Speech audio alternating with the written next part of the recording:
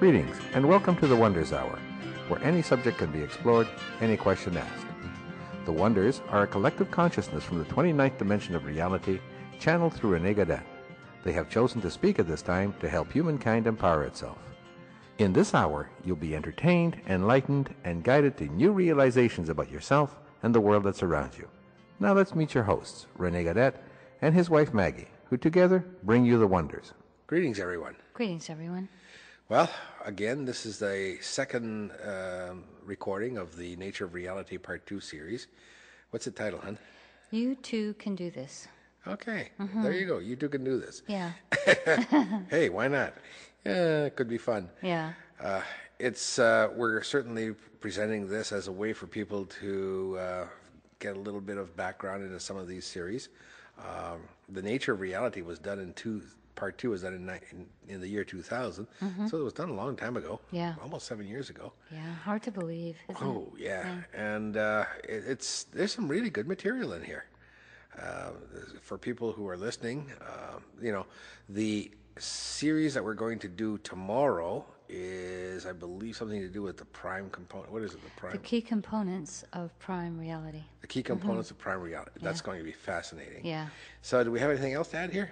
Just that we'll be in a warm spot. In Canada right now, it's freezing. Yes. All right, so enjoy this, everybody. Dear Lord, please envelop this entity so completely in love that all needs, wants, and desires are met. Amen. And greetings. Greetings, Wonders. Greetings, Maggie. Would you please go to whom, to where, and to when you are directed? Would you please locate your coordinator, Maggie McGuffin, on April 1st, 2000? Yes, we have you. We are gathered here at 16 Port Street in the city of Barrie in the province of Ontario to do a general session for the Nature of Reality Part 2 workshop group entitled, You Too Can Do This. Would you please begin? This particular session, dear friends, involves a discussion, a perspective of how you, as individuals, as entities, form a part of reality, and as a result, therefore, also create reality.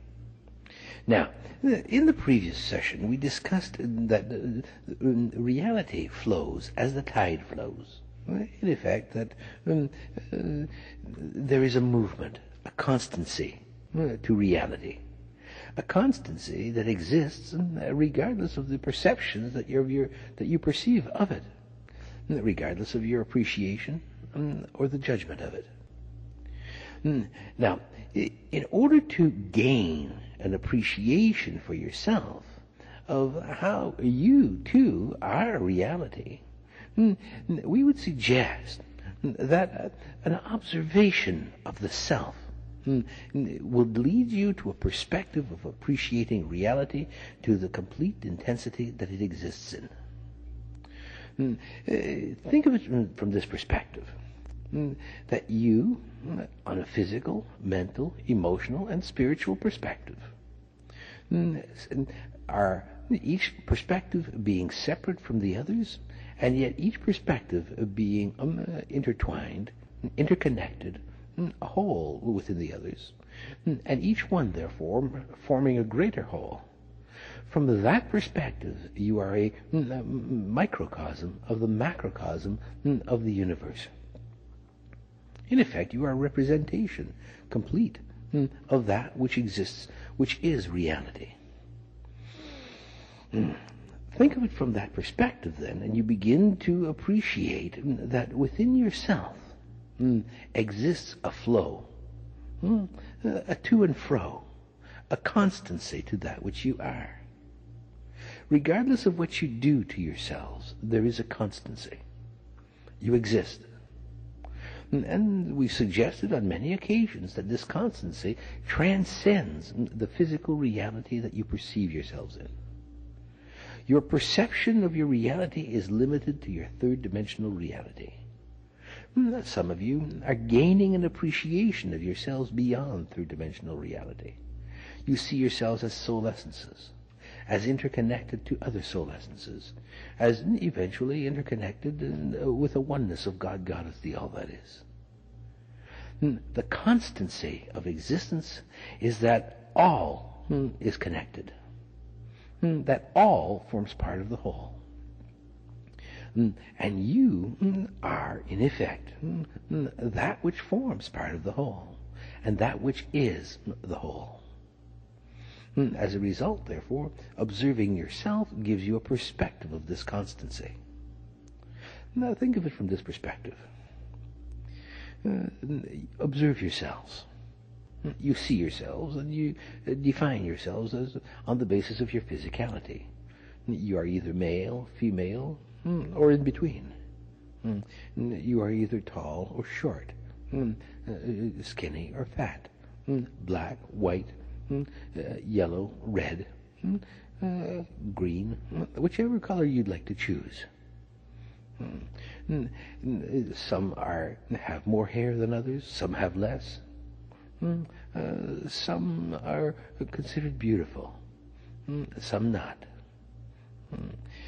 But regardless of how you perceive yourselves, there is a constancy within yourselves that is irrevocable.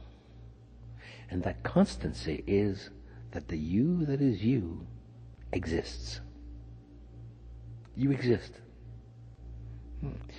Define the parameters of your existence, perceive the limitations of them, set boundaries of your existence.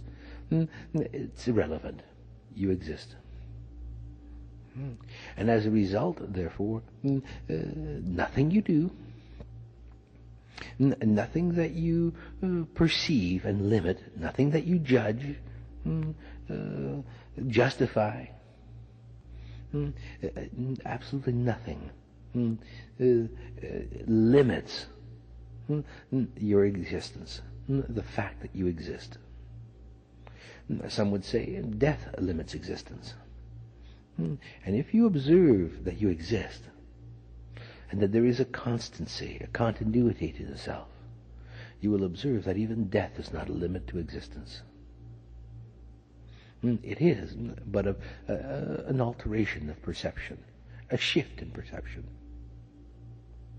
And from that perspective, therefore, it could be said that death is simply a change in the way you see reality.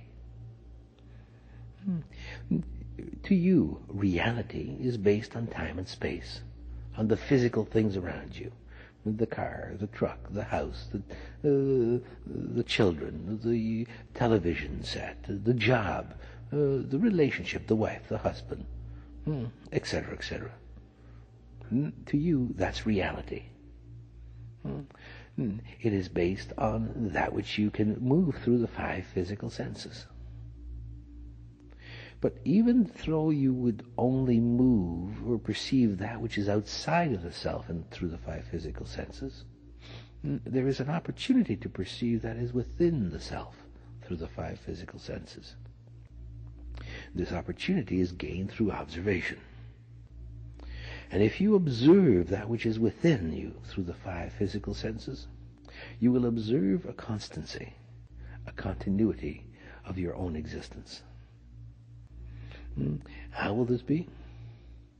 You will observe memories that have no relationship to your existence, as you've defined your existence from the time you were born to the time you die. But that these particular memories still remain within the self.